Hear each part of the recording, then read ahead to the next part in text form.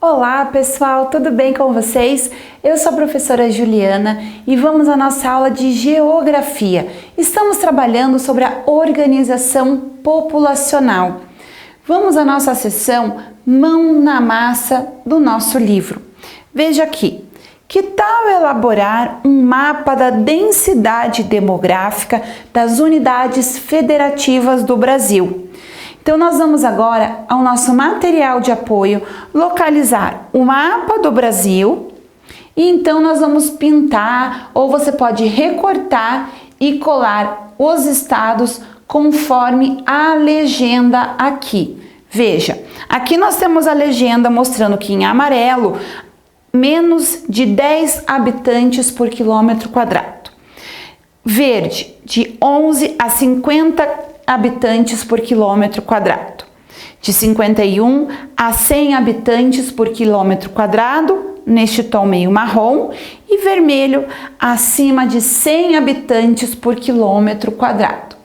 Aí você vai localizar as partes do mapa do Brasil com as cores que representam lá na legenda. Aí você vai colar os estados conforme as regiões, conforme está na legenda, certo? Vamos voltar para o nosso livro, na seção de olho no local. Vamos calcular a densidade demográfica da sua sala de aula? Vamos lá. Você vai pedir a ajuda do seu professor ou seus colegas. Você tem que medir a largura e o comprimento da sua sala. Com as medidas, você vai elaborar um croquis, ou seja, um desenho representando o espaço, tá bom? Com as medidas, com as respectivas medidas.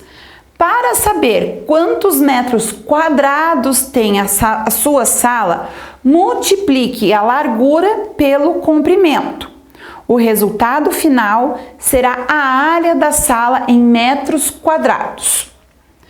Quantos alunos tem em sua turma? Aí você vai dividir o número de pessoas, ou seja, alunos e professor, que estão ocupando a sala pela metragem quadrada. E o resultado será a densidade demográfica dada em habitantes por metro quadrado. Viram que legal? Você pode fazer na sua casa também. Usa lá a medida da sala da sua casa, com a quantidade de pessoas que moram lá. Depois você vai anotar ali na letra A nossa sala de aula possui quantos metros quadrados? A nossa sala de aula possui quantos alunos? Mais o professor. Então, se estão lá 20 alunos mais um professor, 22, certo? Se for mais que um professor, então você tem que colocá-lo na conta também, ok? E letra C, a densidade demográfica da minha sala de aula é de... Aí você vai marcar ali o resultado do cálculo que você fez. Legal, né? Então vamos ver aqui a nossa próxima atividade.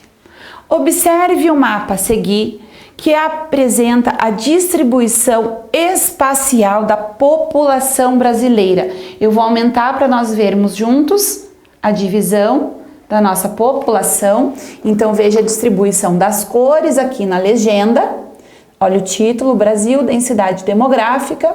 Então veja aqui os locais que são mais povoados, mais ocupados. São esses acima de 250 habitantes por quilômetro quadrado.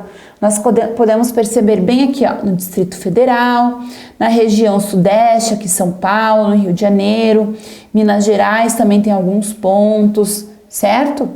Olha aqui, no Amazonas, especificamente nessa região aqui, ó, que é um marrom mais claro, aqui tem de 100 a 250 pessoas.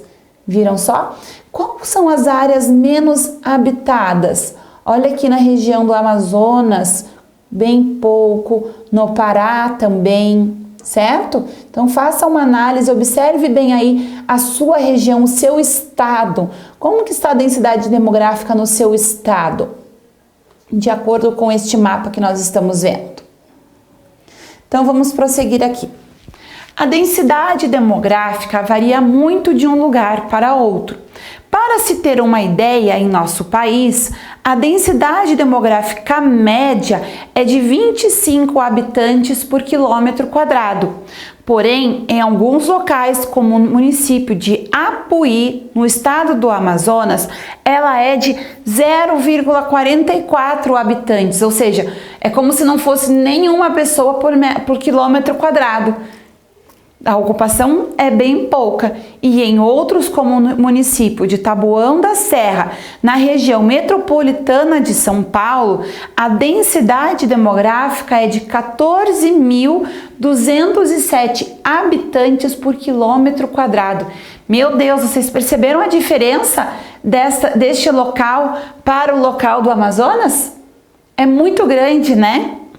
Você sabia que essa desigualdade na distribuição espacial da nossa população, além das causas já estudadas, também foi influenciada e influencia o tamanho das cidades? Onde a população se concentra mais, as cidades são maiores e, em função disso, oferecem mais serviços para a população. As grandes cidades influenciam as pequenas e isso ocorre porque as cidades estão organizadas segundo uma hierarquia urbana. Então, assim, nós temos a capital, o local, digamos, principal do estado, onde fica concentrado sedes administrativas do governo, onde temos grandes universidades, apesar de encontrarmos em algumas cidades do interior também, mas as maiores ficam normalmente concentradas nas capitais.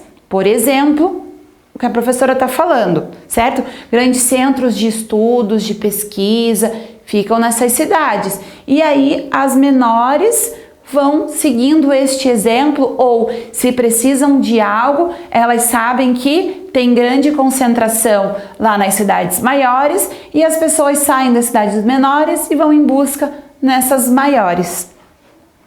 O crescimento das cidades está diretamente relacionado com o aumento da população. Quanto maior a população, maior será a disponibilidade de serviços e produtos. Isso, pessoal, a cidade vai crescendo, vai se desenvolvendo, vão tendo mais pessoas morando, vão precisar ter mais hospitais, vão precisar ter mais escolas, a polícia tem que aumentar, certo? Então as coisas vão precisando, é como se fosse uma família, para vocês entenderem a explicação. O marido e a mulher, por exemplo, casam e compram um apartamento bem pequenininho. Aí nasce um filho, nasce 2, nasce 3, e aí aquele espaço inicial para a família vai começando a ficar muito apertado e vai precisar indo para espaços maiores, certo? É a mesma coisa uma cidade. A cidade tem um número de habitantes pequeno. Aí as pessoas vão nascendo, vão chegando outros para morar ali e a cidade vai crescendo, vai precisando ter um supermercado maior para caber as pessoas lá dentro, para oferecer maior quantidade de alimentos ou de produtos de limpeza e assim vão se desenvolvendo. Vamos então para a nossa próxima página. Vamos falar sobre essa questão que nós vimos da hierarquia entre as cidades. O que será que significa essa hierarquia? Será que é só sobre o que eu estava falando para vocês, como centros de estudos, sede administrativas, ou tem alguma outra relação? Vamos ver aqui o que o nosso livro explica sobre isso. O IBGE criou uma classificação com base na dimensão e na área de influência das cidades brasileiras. As principais classes são Grande Metrópole Nacional, Metrópole Nacional e Metrópole. O que significa isso? A cidade de maior hierarquia é São Paulo, classificada como Grande Metrópole, pois influencia as atividades econômicas do país, além de apresentar serviços que se destacam na área da saúde, da educação, entre outras. Além disso, apresenta a maior população do Brasil. Olha lá na imagem, o trânsito de São Paulo, a concentração de pessoas na rua 25 de março, por exemplo. Olha aqui a quantidade de pessoas que tem aqui circulando. a pé e olha nessa outra imagem a quantidade de pessoas circulando em automóveis, ok? Vamos continuar aqui. O Rio de Janeiro e Brasília representam classe das metrópoles nacionais, que também exercem influência sobre as demais cidades brasileiras. Há também as metrópoles, que são cidades grandes que influenciam a região onde se localizam. Manaus, Belém, Goiânia, Fortaleza, Recife, Salvador, Belo Horizonte, Curitiba e Porto Alegre são representantes dessas características. Vocês perceberam também que todas elas são capitais de alguns estados?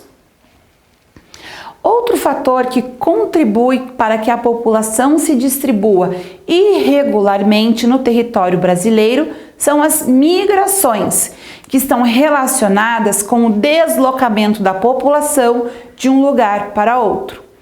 Vamos estudar como as migrações contribuem para essas irregularidades? Como que acontece? Como que essas migrações influenciam? Atrapalhando ou ajudando? Como que vocês veem isso? Veremos em breve em mais uma aula de geografia. Cuidem-se, pessoal. Tchau, tchau!